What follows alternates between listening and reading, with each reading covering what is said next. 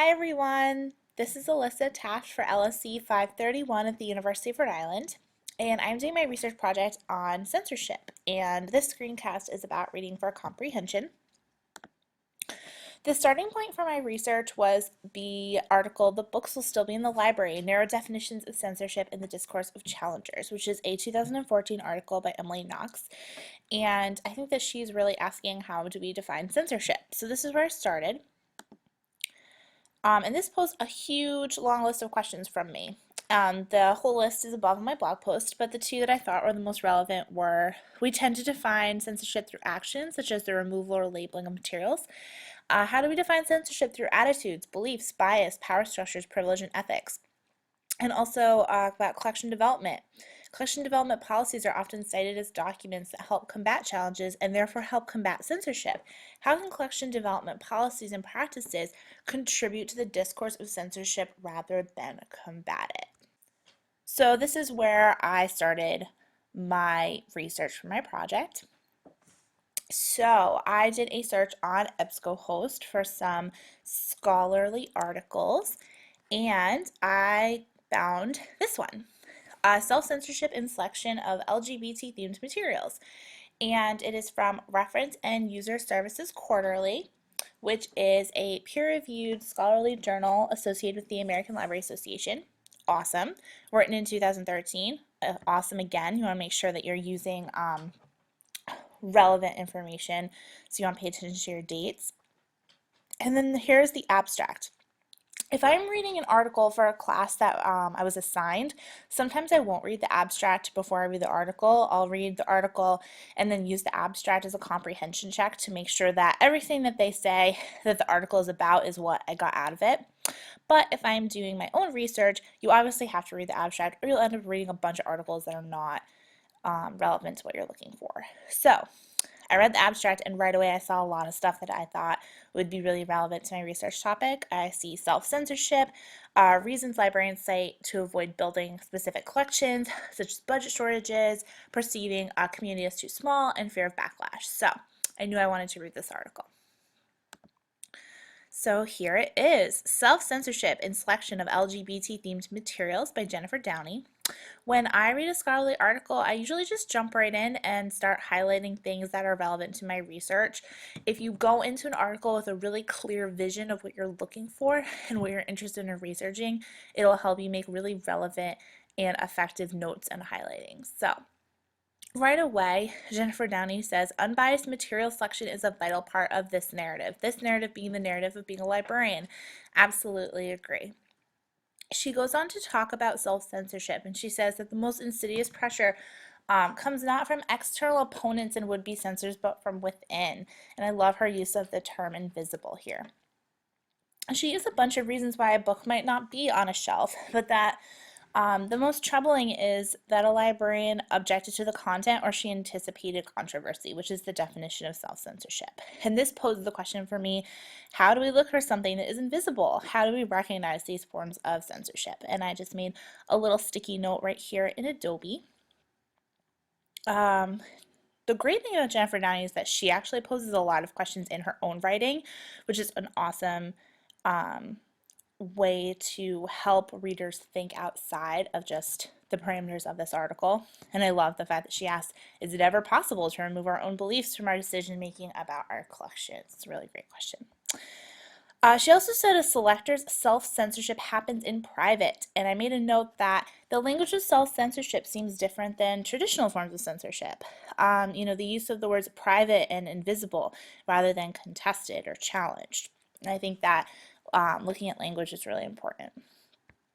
So, brings me down to this idea of why are librarians passively neglecting LGBT collection development instead of being proactive and creative. And I made another note of this idea of the passive versus the active, another language difference. And I think that there was a lot of discussion in Emily Knox's article about passive versus active forms of censorship. So, making connections across the articles.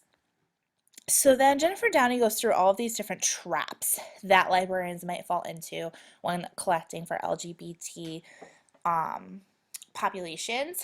And she talks about it's hard to find LGBT themed books. Not really on point for my research topic, so I didn't end up highlighting anything in that section, even though there was some interesting stuff. It just wasn't super relevant. But the next trap, they don't circulate, was super relevant. And she talks about how books might be being used in the actual library and not being checked out, and that your circulation statistics might not tell the whole story, which is really important. And this idea of what is seen versus not seen. And I even wrote in my note that this would be an excellent example for my paper of how data cannot be the only tool that you use for a collection development. So the next trap, what will it say about me? I actually wrote, it says you're good at your job if you're collecting for all these different populations. And I love the use of the word well-rounded, and I made a note on the side. Can we use diverse or inclusive as a synonym for well-rounded? I think it's important to think about different terms in the language that's being used, and how other articles might actually be discussing the same ideas but using different language. And so paying attention to words and different synonyms for them is really important. Then she comes down and says these populations might not be as vocal as dissenters, but that this is where the tenets of librarianship come into play. And I love this idea. She talks about access, equity, inclusion, and freedom. And I actually, in my note, wrote all of those words in all caps because I just thought that these were some really great words to think about when I was doing my research. And again, she talks about passive versus active. And this idea that we have a responsibility to make specific things available. And I love the idea of responsibility and ethics. She also talks about how kids who are different have a tough time. And this goes back to this next trap. Okay. There aren't any blank people in my community. She says LGBT people in my community, but I think you could put any demographic in there. You could say there aren't many Muslim people in my community. There aren't many African American people in my community. There aren't many immigrants.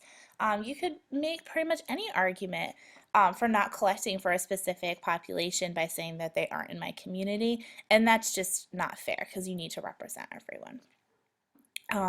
So yeah, going back to kids who are different have a tough time, and I think different can be defined in so many different ways. And like I said, this is a really specific LGBT themed material article, but this could be applied to almost any population, and you can take a specific topic and really blow these ideas out in a more general sense.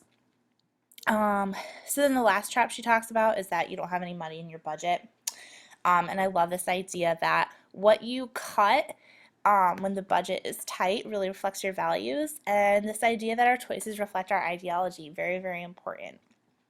And then she talks about collection development and comprehensiveness, and I think we need to think in terms of ethics and representation and not rely so heavily on circulation statistics. And it really is a balancing act between what your population wants and needs, and building questions that are super comprehensive and representative.